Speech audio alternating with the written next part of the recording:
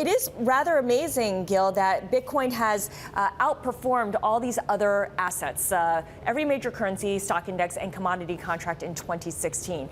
When people hold Bitcoin, do they usually hold it for the long term, or are they going in and out of it because they want to get out of a currency like the Chinese yuan and use Bitcoin as a way out of that before they move it into another hard currency?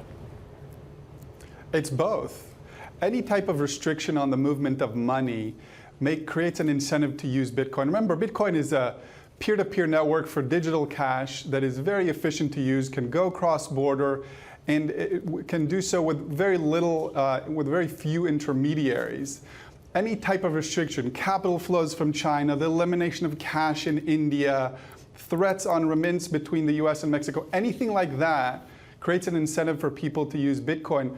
And as the market for Bitcoin starts discounting that back, there's more and more of a sense for what the importance of Bitcoin can have in a world that has more borders, more firm borders, more conflict between countries, and more limitations on how people can move money.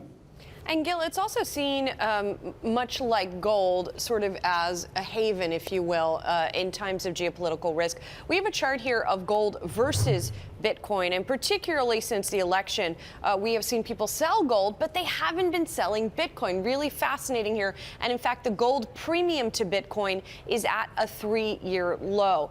How much of the buying here, you say that there are various reasons, obviously, that people buy Bitcoin. What sort of, how big a factor is this desire for a haven? Well, what I would say, it's a desire for an asset that's not correlated to other assets, with real estate and equities and sometimes even fixed income moving in unison in the economy. It's very hard to put assets in something that's not correlated and can preserve value or move in a way that's independent. Bitcoin is that. It is uncorrelated with any of those other assets.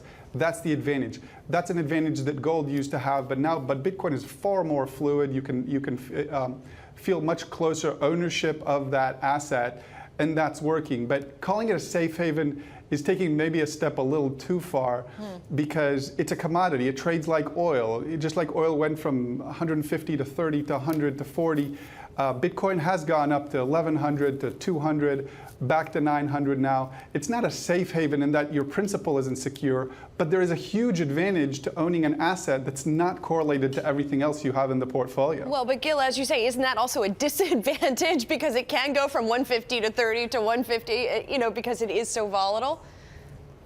It trades like a commodity, and you got to remember that just like oil does that, and gold does that, and copper, it trades like that, and that's why it's not a safe investment by any stretch of the imagination, but the upside is tremendous. If Bitcoin takes off and is used for remittance and for surfing without advertising and as a bank account for emerging markets and for online shopping, it could rise in price to a multiple of where it's at today. So there's a tremendous amount of upside, but it trades like a commodity, and there's a tremendous amount of volatility that comes with that.